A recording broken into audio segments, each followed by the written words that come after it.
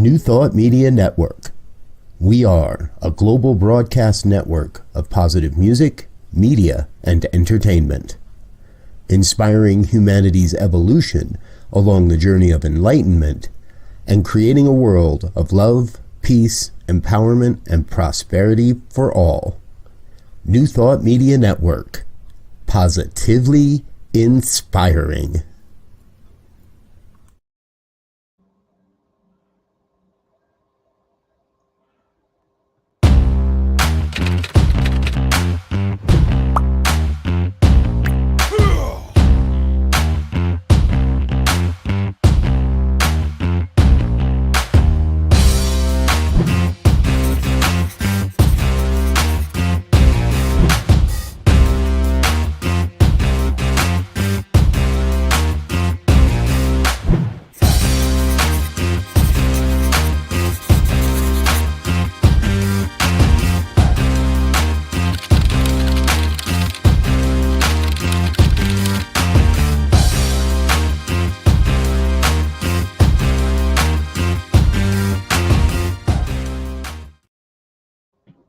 Hey everybody, it's Tracy Brown here. Were you in the background dancing to the theme music like I was?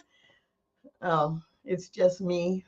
I'm the kind of crazy one who is liking the bass beat in that intro.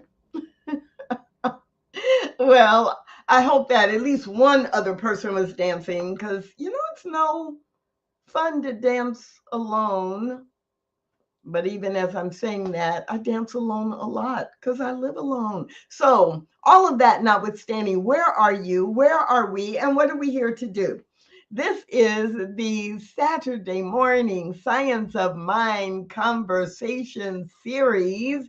And my name is Dr. Tracy Brown, RScp. And there's a team of us, as you saw in the opening graphics.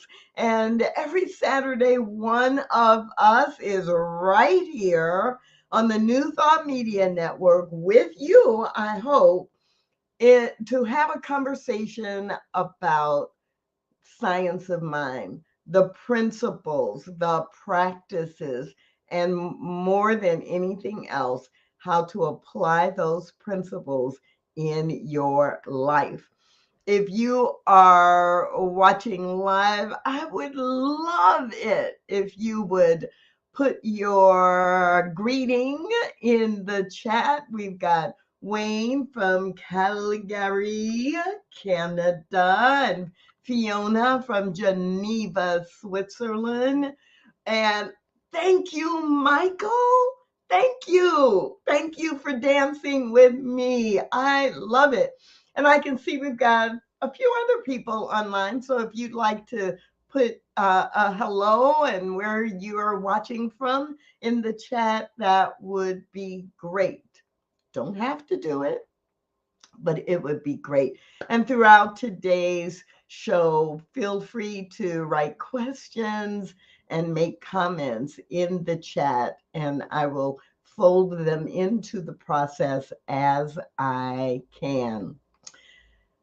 During the first 8 months-ish of the year, we actually go through the Science of Mind textbook chapter by chapter.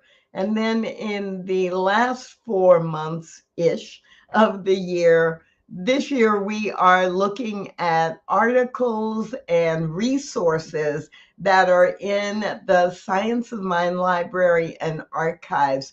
It's so helpful to know that the library and archives is available 24/7 to help us go even deeper and read more of Ernest Holmes' writings and other resources related to science of mind specifically and new thought in general.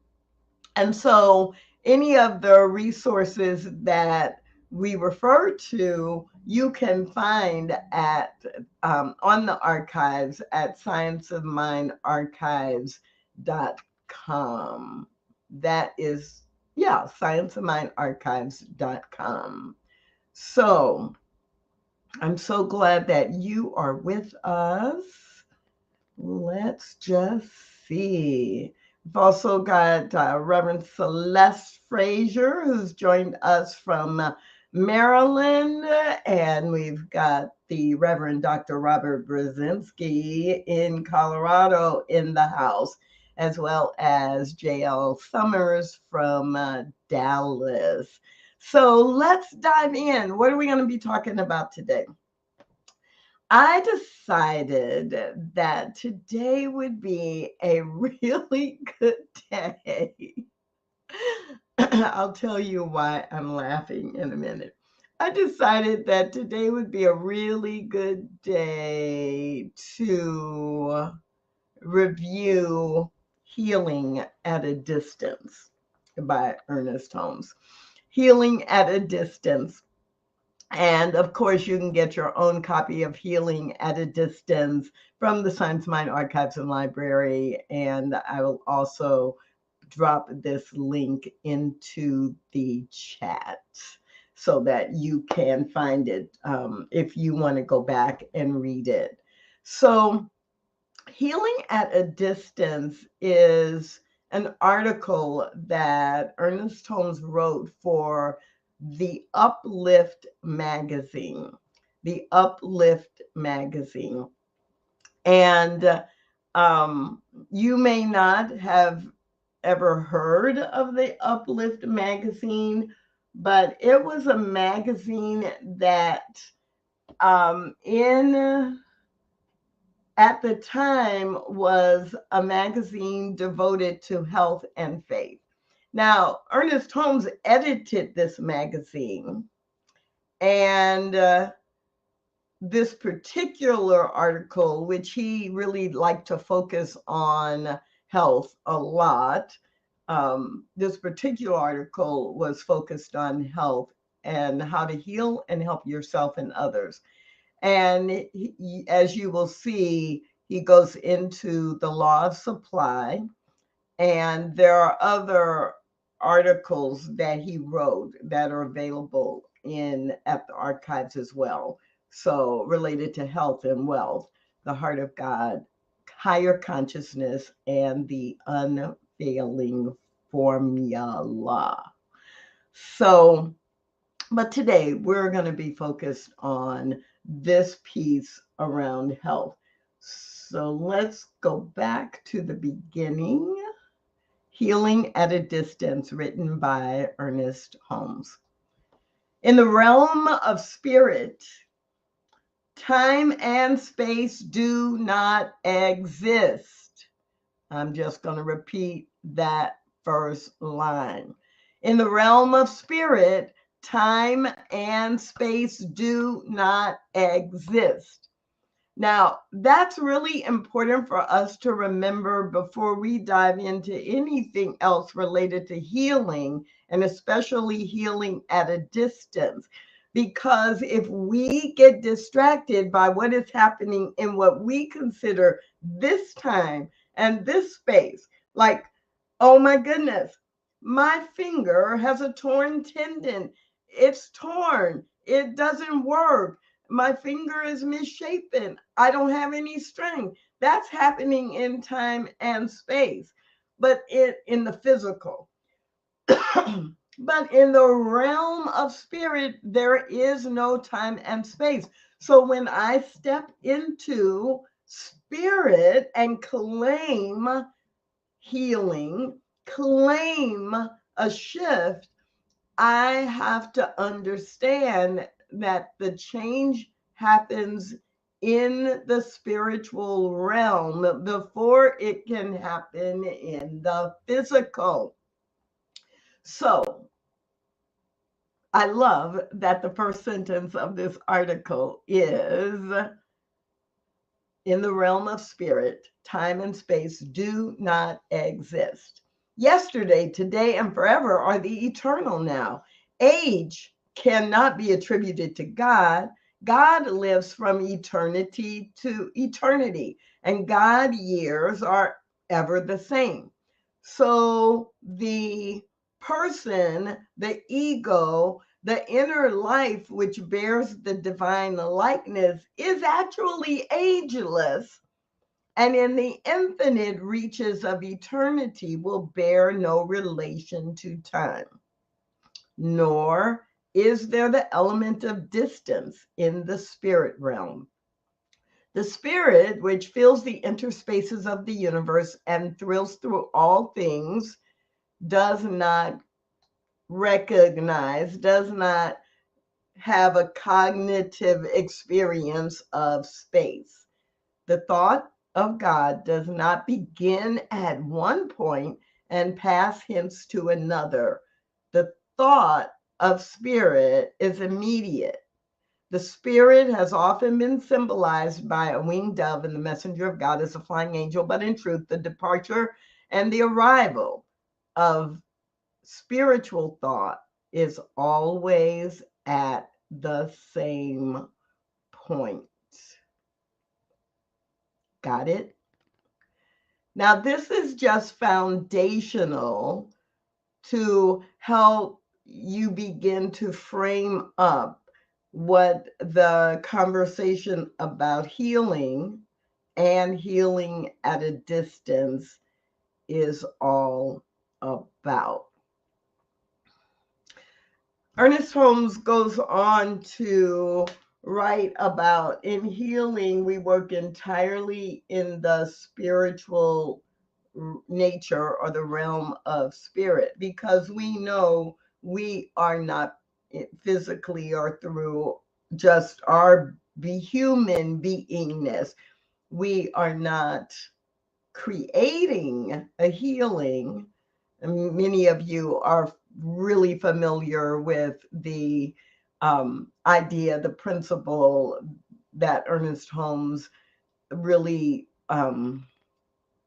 clarified for us. There's nothing to heal, only truth to reveal. So even though I'm going to be using the word healing, what in my own mind, I constantly translate that to is, what do I need to believe? What do I need to do? What do I need to support that will reveal the truth of my wholeness?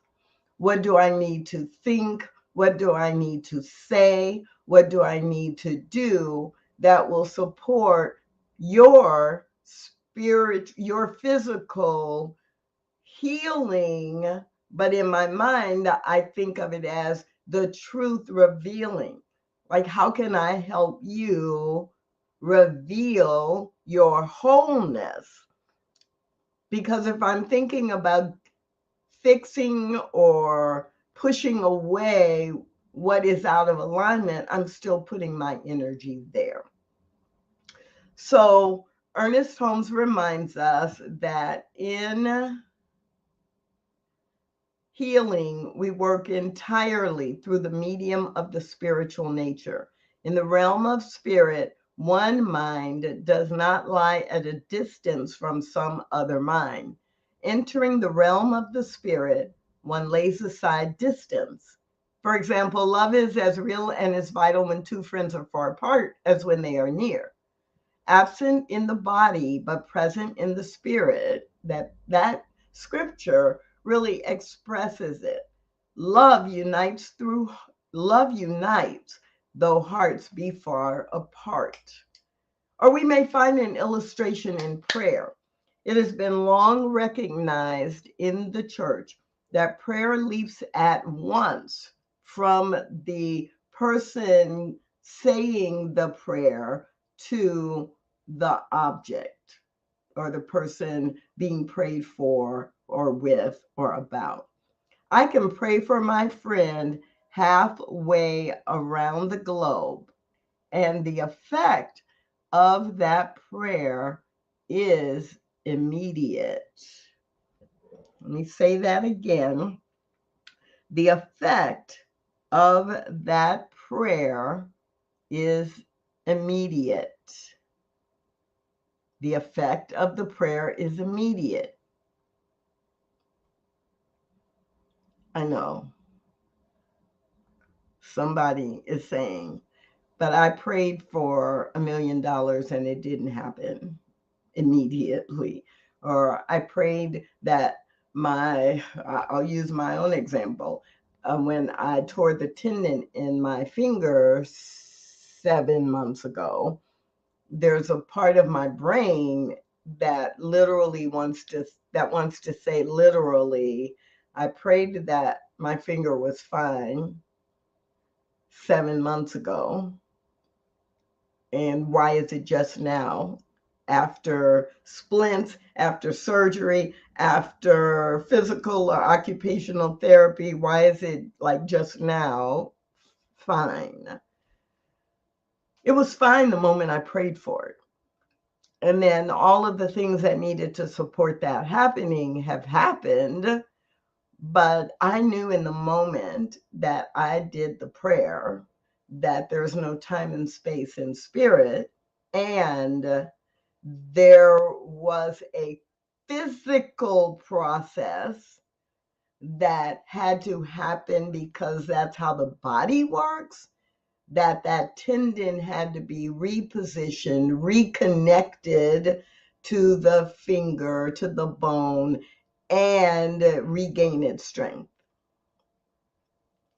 But I felt and I believed, so maybe it's the other way around. I believed, oh, okay, this prayer, not the very first one I did, but about the third treatment I did, I felt such a shift within my mind and body that I knew, okay, this is done. Now, on the physical level, what do I need to do to support that? And at no point between that third or fourth treatment, at no point between then and today did I have any doubt that the universe was conspiring for the good of my finger, because it was already healed in the mind of God. It was already healed in universal truth. The physical part of it had to have some support because it couldn't reattach just by itself. So I think it can feel confusing to people when we talk about healing being instantaneous. And and for me at least, it's really good to remember that we are living, breathing in a physical universe, and we are living within the spiritual universe as well. And so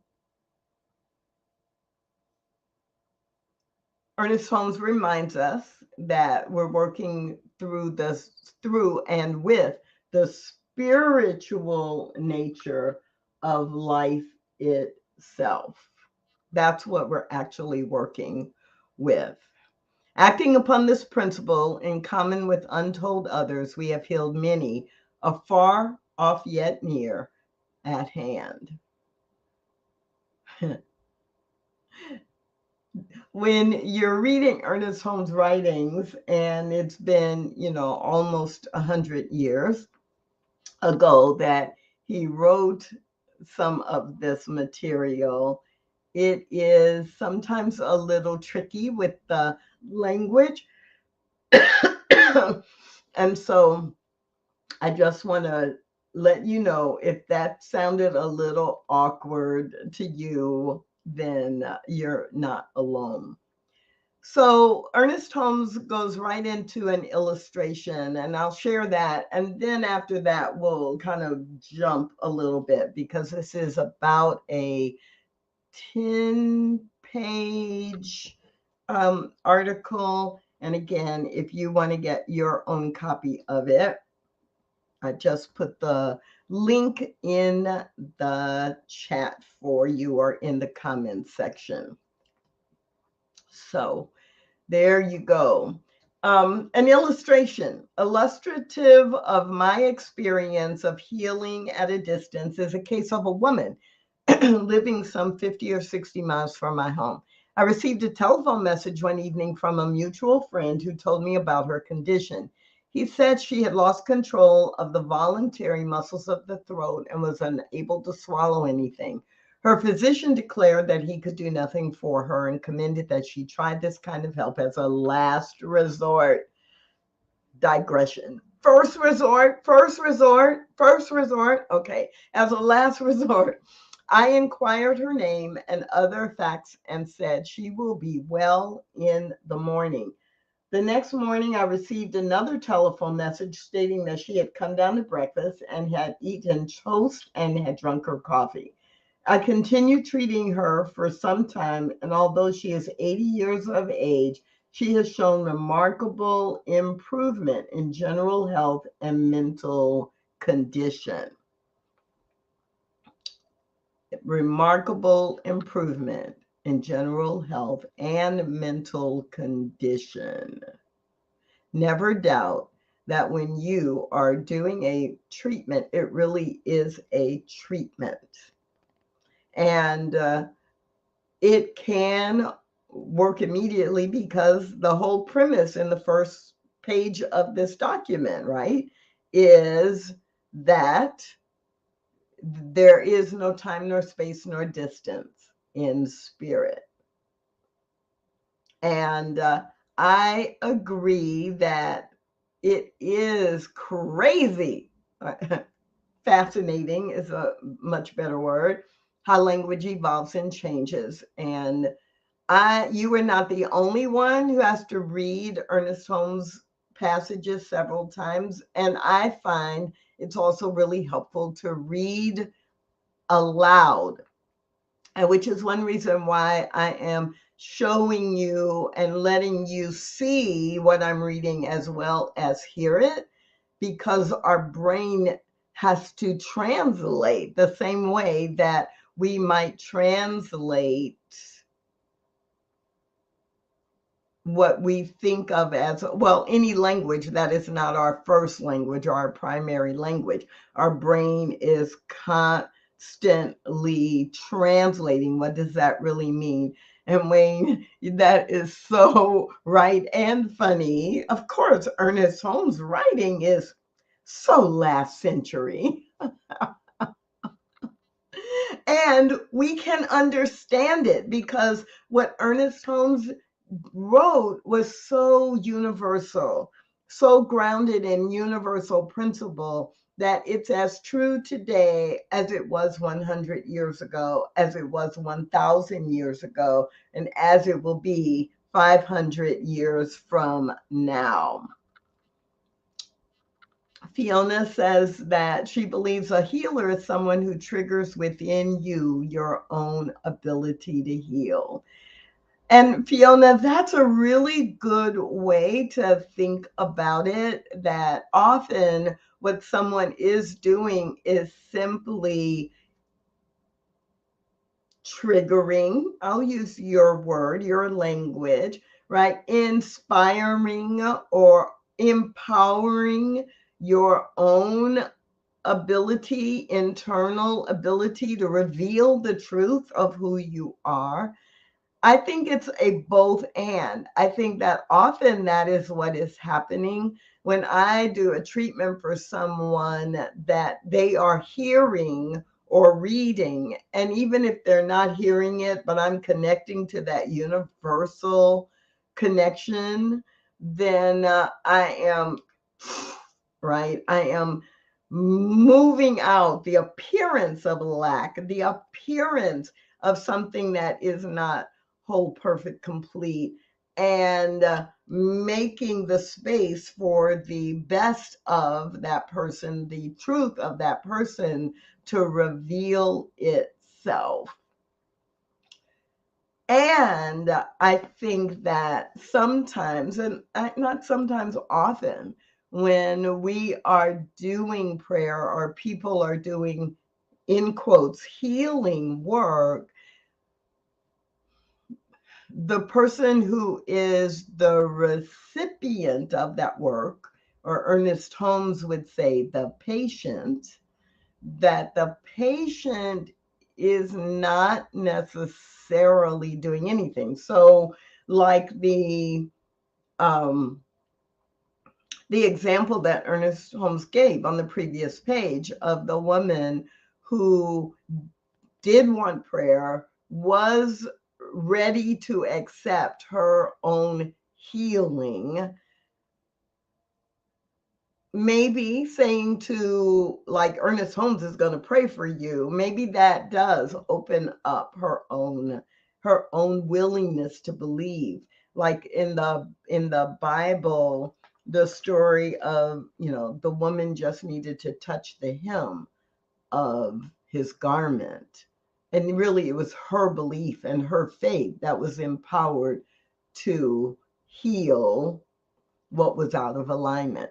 So that's something to really think about a lot. Yeah, because when we are doing prayer for ourselves, it's really easy to recognize that what I'm doing is I'm cooperating or having body, mind, emotional, and spiritual vibrations collaborate in order to move my mind body into alignment with my soul. And that is what we're doing in affirmative prayer. So if you're familiar with spiritual mind treatment or different forms of affirmative prayer, then a lot of what Ernest Holmes is describing here in this article is really just explaining what's going on when you are aligning yourself with the truth, when you are welcoming the spiritual truth to be present in your life, in your experience. And so the second part of this article, chapter 2, No Real Distance in Spirit, Ernest Holmes just really expands on that. One realizes that the healer is not the source, but the channel. The healer is not the light, but the window.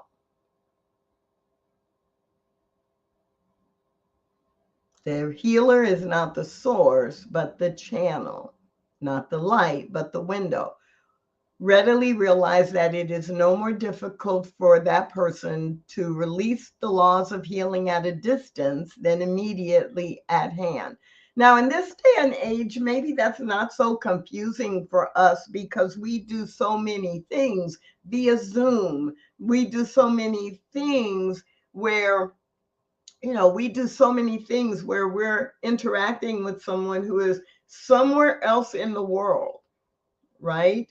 And so it may not be as big of a stretch of our imagination as it was 100 years ago to realize that we are having an impact, even if the person is not physically right here in our presence. We have podcasts, we have right all kinds of ways to share information. We have the internet, right, where I may not see you like you can see me right now, but even just on the internet, when I go and read something that someone has written, they are not physically in my presence, but their thoughts, their ideas, their beliefs, it's available to me whenever I am wanting to access it. And whenever I am ready to accept my perfection as truth, as Celeste says, right? What I'm doing in healing is I am saying yes to the process of accepting my perfection as truth, as my truth. My perfection is the truth of spirit expressing as me, and healing is simply opening the channel of belief, opening the truth to the truth of that. And I I love it when smart people are on the show with us, right? And have knowledge to add to all of us, right? So that truth leads automatically to the reminder that is in scripture. If we use the Bible as a base, as one of our spiritual guides, your faith. has made you whole. Your faith is your freedom, as Wayne reminds us. So let's see what else Ernest Holmes has to say. One realizes that the healer is not the source, but the channel. So go to the next paragraph, right? Never forget that the healer is not himself or herself the source. The healer is simply putting into operation spiritual, universal spiritual laws which will operate, will activate, which will impact the patient, the person who is the focus of the prayer. And then the next paragraph, the question then arises, what is spirit? And the acceptable answer is God is spirit. God, the ever present, who moves through and in all and over all. God, who fills all things with his presence and moves through everything and knows no space or bounds. God is here. God is there. God is everywhere. Now, if you're kind of put off just a little bit by the use of the pronoun he for God, let me just affirm with you that we know that God has no gender. There is no gender. There is no gender identity. And we just take a breath and remember that at the time Ernest Holmes was writing this, he, him was the generic pronoun for humanity. So all of humanity. And so when we remember that, then we're able to read the language that he wrote with without any, right? Without any, and it is okay if it works for you every time you see he, if you want to suggest or substitute, same starts with the letter S. If you want to substitute a different pronoun, she, her, they, them, feel free to do that. And some of you have noticed when I'm reading Ernest Holmes, I will sometimes do that, or substitute human or humanity. Take a breath.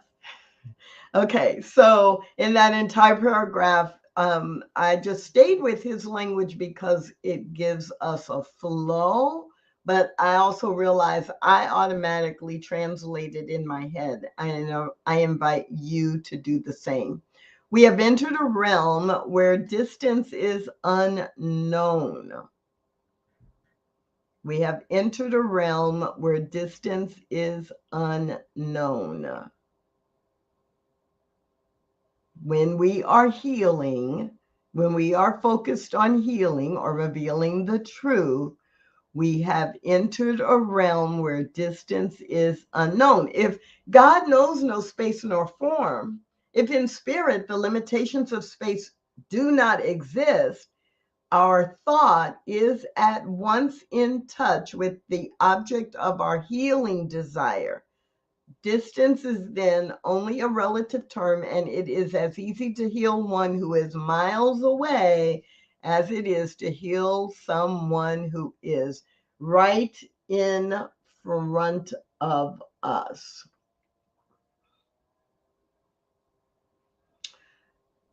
So at the end of this section, Ernest Holmes just retells a story from the Bible. And one of the things I love about Ernest Holmes is that throughout the Science of Mind textbook and other things that he wrote, he did not hesitate to use the Christian Bible as a source to build a bridge between stories and parables and scriptures that many people may have been exposed to, whether or not they were raised in the Christian denomination. And build a bridge to universal spiritual principle. What is the symbology in the Bible story, and how does it reflect the universal spiritual principle at work? And so at the end of that section, he does share um, a summary of a story, and then he goes into the nature of spirit, starting with another scripture. Yesterday at the 7th hour, the fever left him. So the father knew that it was at that hour in which Jesus said unto him, Thy son liveth. Thy son liveth. Now, if you've been with us throughout the year, we've done a lot of shows on the nature of spirit, because Ernest Holmes goes back to the nature of spirit time and time and time again, because he was smart enough to realize we, in our human state and our human brain, needed some constant reminders that if we're operating from the spiritual truth, we have to understand and believe in the nature of spirit. So it's not unusual for Ernest Holmes to, in an article like this one, do an entire section on the nature of spirit. But I'm not going to spend a lot of time with it, because we do talk about this a lot. And don't forget that you can always go to the Saturday Science of Mind and Spirit archives on YouTube, and you can definitely, view our video archives. So in the New Thought Media channel on YouTube, or if you go to New Thought Media Network, if you go to the website, you can find recent shows. And if you're on Facebook, just do hashtag New Thought Media Network and find either YouTube or Facebook. And I promise you, you will have no problem finding shows where we talk about the nature of spirit. And so let's see if there's anything I want to highlight here.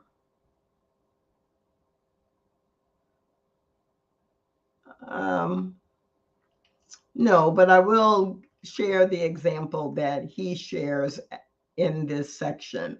A woman living in a city in Illinois telegraphed him one day saying that she was suffering from malaria, with its accompanying aching of limbs, severe pain in the abdomen, and excessive headache, and had been sick at that time for 2 weeks. She asked me to undertake her healing, and I began treating her at once. And in a few days, received a letter saying that the pain had left her immediately and that she was now in a normal condition. This was most satisfactory, as she was usually in the finest health. Now, I love this example for a lot of reasons. I love this example because it affirms faith. It affirms that when you ask and you truly believe, that time and space gets collapsed. It affirms that you don't have to be in the physical presence of someone to have an impact. And it reminds us that it is really important for us to understand the nature of faith and how it is working, the nature of spirit and how it is working. And it is our faith in spirit that is actually allowing the work. So you won't be surprised that the very next section in this article is titled, Not Science, but Faith is Essential. Our previous discussions have shown the power of the healing thought to be so great as to be unhampered by physical distance. We have made clear through philosophic terms the nature of the process, and we have also shown something of the physical process by which the transmission of thought takes place. It is our effort to tear off the curtains that shroud the healing laws in mystery. And insofar as we are able to make the healing laws clear to all, in this article, we will show what physical science contributes to this thought, as this may be of help to some who think most easily along the line of physical science. Now, if you are like me, you are not at all surprised that Ernest Holmes reaches into science because science is replicable. Science is right. It's going to happen over and over and over again. There is evidence, there is proof. And at the same time, we stand firmly in knowing the universe is science too. Universal spiritual law is science. Maybe that's why this philosophy is called the science of capital M mind. It is a philosophy, it is a faith system, and it is a way of life. So, in this next section of the article, Ernest Holmes does begin to talk about science, but you can see by the title of this section, he does talk about science, but he's very early says, never think you must know everything about the law or laws before you can use them. Every time we shake a luscious apple from the tree, we employ the law of gravity, but no scientist has ever been able to solve the mystery of the law of gravity. We know how it works, we can observe it, we can explain what happens when the law of gravity is working, but it is still a mystery in that we can't start with nothing and create gravity in our human capabilities. But we have come to recognize gravity and how it works. We have learned to use the law of gravity in order to do many things. So at this beginning of this paragraph, the first precaution, never think you must know everything about the law or laws before you can use them. You can use them. What is the famous Ernest Holmes quote? There is a power for good in the universe. It is available to all, and I can use it. Okay, you can use it too. We can use it. So that is really important to remember, that knowing, understanding, observing the science is good, but faith is essential. He does have this little section in this article about telepathy, and if you're interested in that kind of thing, you might want to read what he says about that.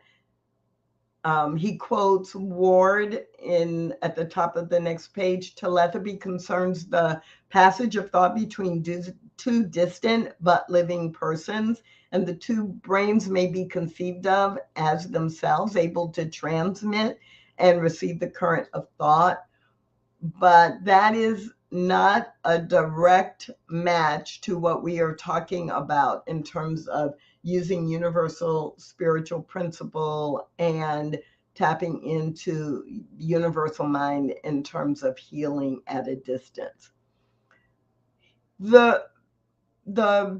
There is a large part of this article that he goes on to really unpack Dr. Ward's theory, as you can see as I'm scrolling, and then he gives some examples of it. And because we are nearing the end of today's show, I'm just going to share or highlight this example: cooperation with the physician. The following interesting letter came from Massachusetts This was in 1917. Dr. Holmes, dear Mr. Holmes, I know you must have received our telegram and treated R because our doctor says he never saw a child rally so fast in his life. Monday, when we sent to you, she was very ill, and this morning she is her old self. Her throat is nearly clear, and she has a good appetite. The doctor says it is marvelous. He has not seen anything like it in the 150 cases he has had this year. Please keep up the treatments. We are going to get her out into the air and sunshine next week. The other children are not going to take it. Sincerely yours. And all this is about is the sure working of the law. When we understand how the law works, we can use it for healing. The sheer working of the law. That is what we are doing. When we think of the fact that there is neither distance or absence in the realms of spirit, we see that to speak of giving an absent treatment means the same thing as giving a present treatment. For we are all in one spirit. We are all in one God. So to think of any as absent is to think of that which is not true.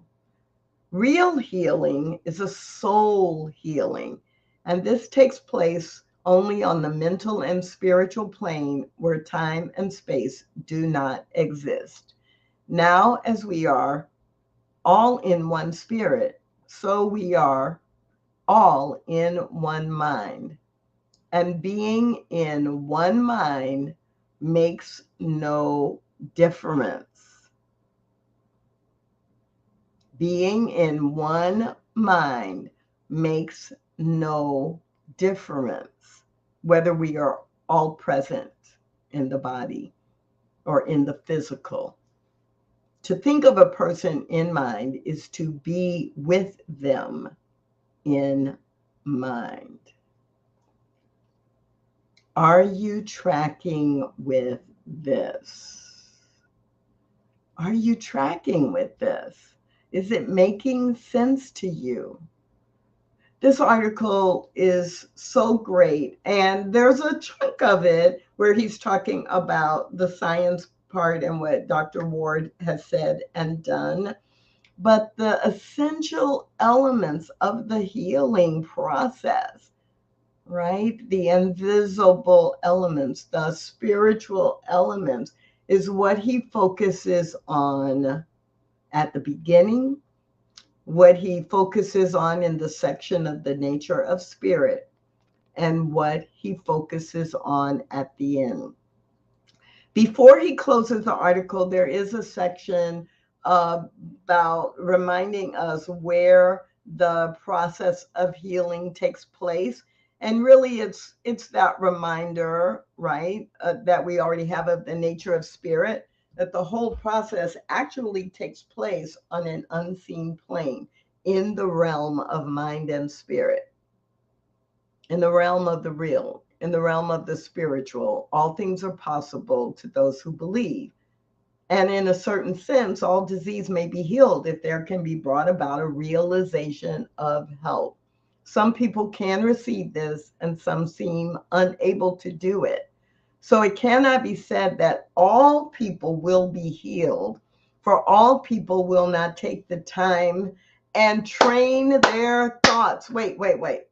I'm sorry. I just have to come in on screen and go like, all people will not take the time to train their thoughts. Train their thoughts. Train your thoughts. Because so much of what is required is that willingness to train our thoughts that the healing is happening or that the truth must be revealed. No person is really healed and permanently helped who does not become first really changed in their thought. This is the whole process, a change of thought from a material to a spiritual basis. This takes time. This takes a lot of effort. And it's not done in a minute. There are ups and downs in this work, as in all other things that we do in life. So don't be discouraged if you don't respond at first, or if someone you are doing a treatment for doesn't respond at first, because part of it is your faith and your belief, and part of it is theirs. So one should not be discouraged if the patient does not seem to respond at once. The work is going on. And when the mind is finally renewed, there will be a perfect healing. Now, this next sentence is so important. Oh my gosh. It matters not how long it takes in the physical world, in our human experience. It matters not how long it takes. The healing is going on all of the time. And to the person who endures, the results are certain. We must have patience and know that the law is sure and the law is working. And in that faith, we must press on, not noticing the little things that seem for the time to be in the way. I would add there that, or if you are noticing the little things that seem to be in the way, then you do treatment for those. Get them out of the way while the treatment for the outcome or the end result is still working. It's already in process. So maybe you can tell that I love this article.